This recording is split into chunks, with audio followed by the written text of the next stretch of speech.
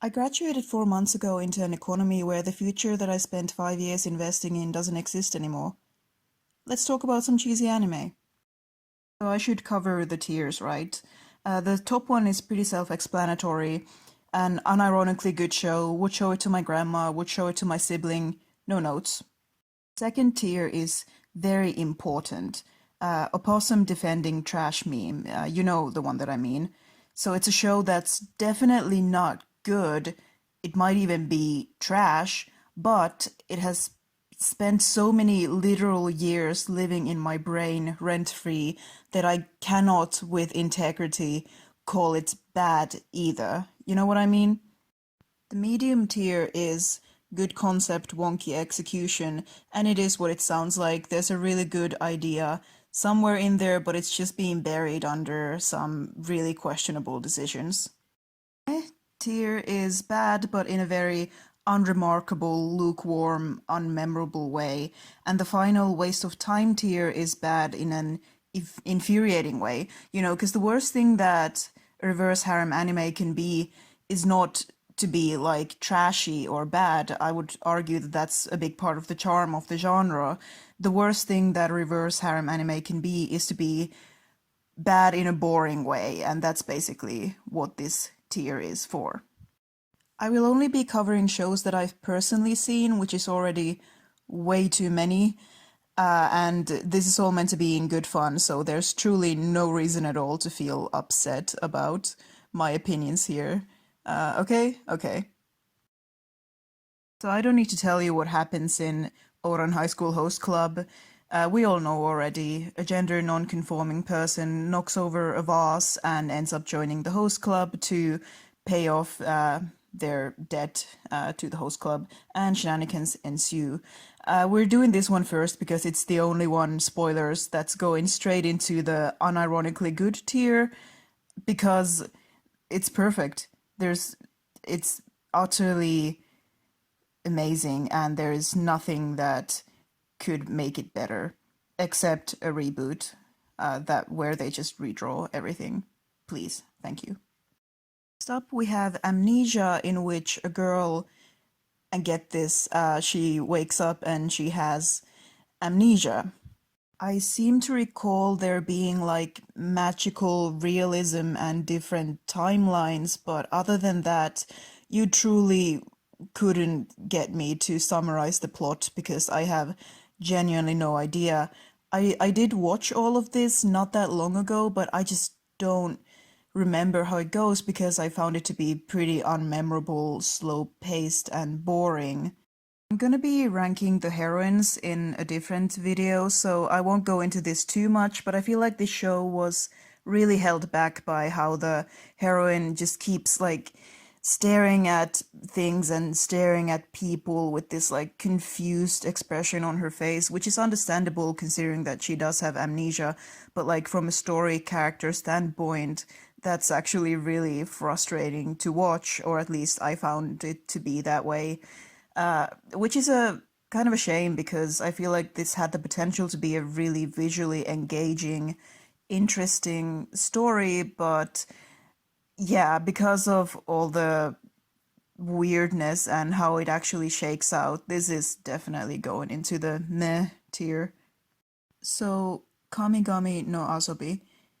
A normal high school girl gets transported into a school with a bunch of half-forgotten gods from different pantheons across the world. And when they fight, they have these like magical girl-esque transformation sequences. That sounds really awesome, right? Right? Like it sounds like it should be a fun, interesting, visually varied romp. There's like a really boring arc where they go to the beach and oh my god, what else happens? There's like they try to get us to ship these two like Greek god characters, I think. It's it's so frustrating. It's so frustrating. And like also they handle like the final plot is kind of a clusterfuck. It shows up in like the last two episodes, which is very typical in animes like these, but they also handle it in a really annoying way that I'm gonna talk about more in my heroine video. Yeah, this is like peak good concept, wonky execution material because I feel like there's a really good show buried somewhere in here, but it doesn't commit to a tone. It doesn't commit to like developing the characters aside from a couple ones, but even then it's very surface level. I don't know, like if you haven't seen it, you might enjoy it or you might not. I don't know. Okay, Kiss Him Not Me has me really conflicted because it's not unironically good, right? Like I do consider it to be a guilty pleasure, but and yet it's still like way more self-aware and intentionally funny than the other garbage that's gonna be going into the opossum defending trash meme tier.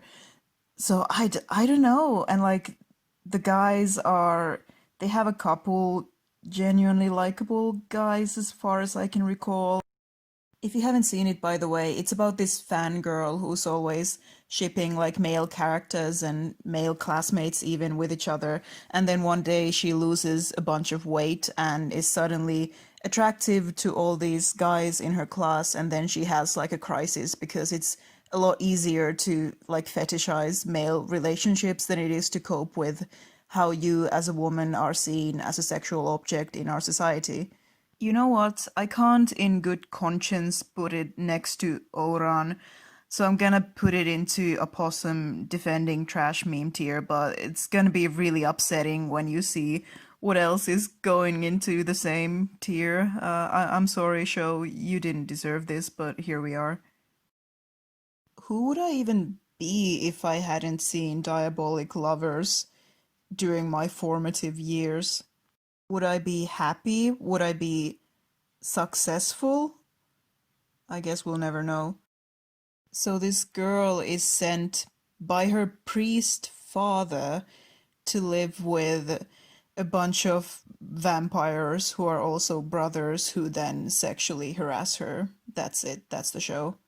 Oh, and they're violent towards her as well. Can't forget that. I think just like the sheer number of Diabolic Lovers crack compilations on YouTube kind of showcase how like compellingly captivating the cringe of this show is. Whenever I mention to my friends that I'm rewatching this show again, there's this like sad resignation in the air. They don't even actively judge me anymore because they know that I know that it's awful. It's horrible. It's a horrible. It has awful messages about like how women can fix awful broken men by being nice to them even under abuse. It's I have no, I can't defend it in any way, and yet it goes into opossum defending trash meme tier more than any other show that I've ever seen. It lives there forever until the day I die. Dance with Devils. I don't know why they call them devils and not demons. I mean, devils are, there's only supposed to be one. Maybe this is how non-Western people feel when Western media covers their folklore and gets it sort of, but not quite right, you know? Anyway, it's about a girl who comes from an occultist family and her mom is kidnapped and the student council of her school are all devils and she gets kind of mixed up in like trying to look for her mom and being manipulated by these guys. My main frustration with this show is that it kind of tries to be a diabolic lovers, like it tries to be dark and edgy and like tap into the darker desires in our subconscious or whatever, but then like they don't fully commit to it. Like when it comes the time to actually have your characters do something that is genuinely immoral that a devil might do, they chicken out because they want us to find, especially the main guy, like a viable romantic prospect. And I don't know, I just find it kind of, annoying how the pendulum just swings completely into the other end, and suddenly they have the main character, like dancing with this literal demon, and it's like magical. There's a dog for some reason. It's weird. Another major note I have is that it's a musical show, and the songs are not good, but they are great. Like one of them is called Emo Liar. It's just chef's kiss. This show is solid, good concept, wonky execution material. There's a cool premise here, but I just wish they committed to it more, and also made the plot better. So yeah, Uta Prince. I'm not saying the whole title. I might be unemployed, but I don't have time for that. The girl goes into a prestigious composer pop idol academy, meets a bunch of dudes, and gets them to start a band. Yeah, that's about it.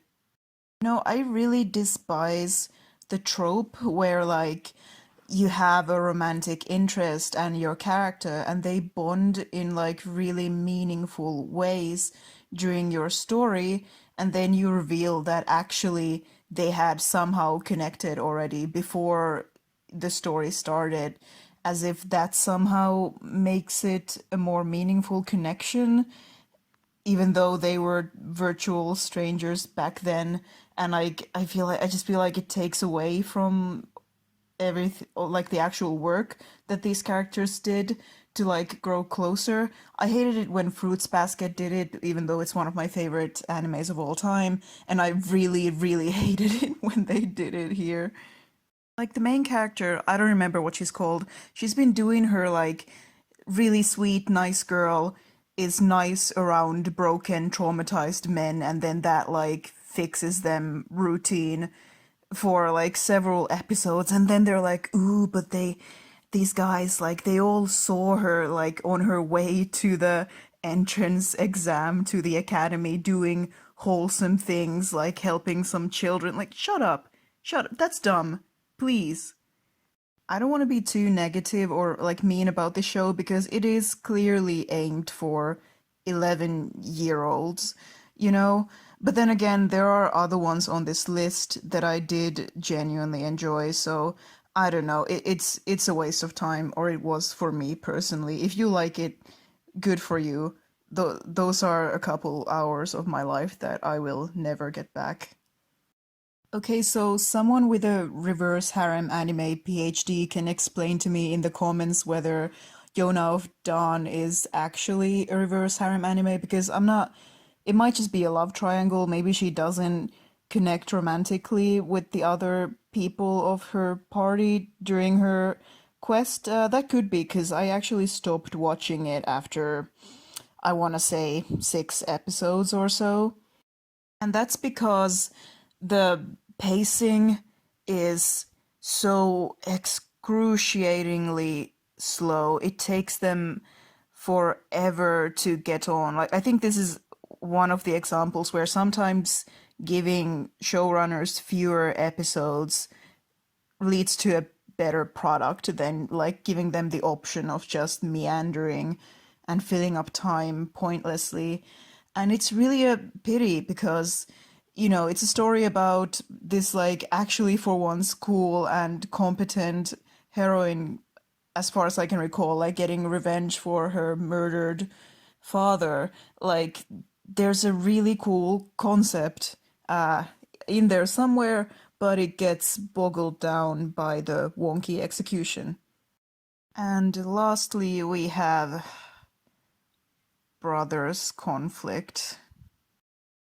I don't even know if it's a good idea to admit on record that I've watched this abomination, let alone what I actually have to say about it. Uh, so the main character is this girl whose father, a single dad, gets married with a woman who is a unicorn, I guess, because she has given birth to 12 sons who all have different hair and eye colors. Like, it's truly a miracle of a gene pool going on over there. And then they sexually harass her. It's a bad show. Like it's genuinely it's an awful show. And yet I've watched it in full, I want to say maybe 3 times now. I've watched it dubbed and I've watched it subbed. Like, I don't know. And it just keeps living in my brain. I can't evict it. So there has to be something here, and I'm going to try and psychoanalyze that something out of myself now. I feel like at its core, it's this story about this poor girl who has a loving but often absent father, so she has to kind of hold her own all her life, and then suddenly she's just surrounded by family and all these like male figures that she never had a chance to like have support her and look up to, and then none of them see her that way at all. Like they just refuse to see her as anything other than somebody that they would like to touch and be romantically involved with. And I just feel like it's a really touching tragedy in a way. Like that's how I watch it at least. Now, obviously, the narrative doesn't agree with me at all. Like, we're clearly supposed to find it titillating that these guys keep, like, pushing themselves on her, even when at the end she does tell them all very clearly that she only sees them as brothers. So I'm not like trying to claim that the show is secretly woke actually, or like a deep commentary on gender roles and compulsive heterosexuality or anything like that. It's not that. And yet, like when you watch it, you can't help but feel like that story is very much embedded in there, and I just find it compelling for some reason. I guess diabolic lovers and brothers conflict have in common how like unapologetically indulgent they are in their premise. Like they don't pretend to be like highbrow, or they don't pretend to be wholesome either, I feel. Like they know what they are and they go for it. And what they are is garbage, but at least it's garbage that's not ashamed to be what it is. And I just find myself having like this begrudging respect for that, especially in our current like media landscape where everything has to be buried in a million layers of irony. Looking at this list, it's really hard to believe that people used to think I had potential as a person. Okay, bye.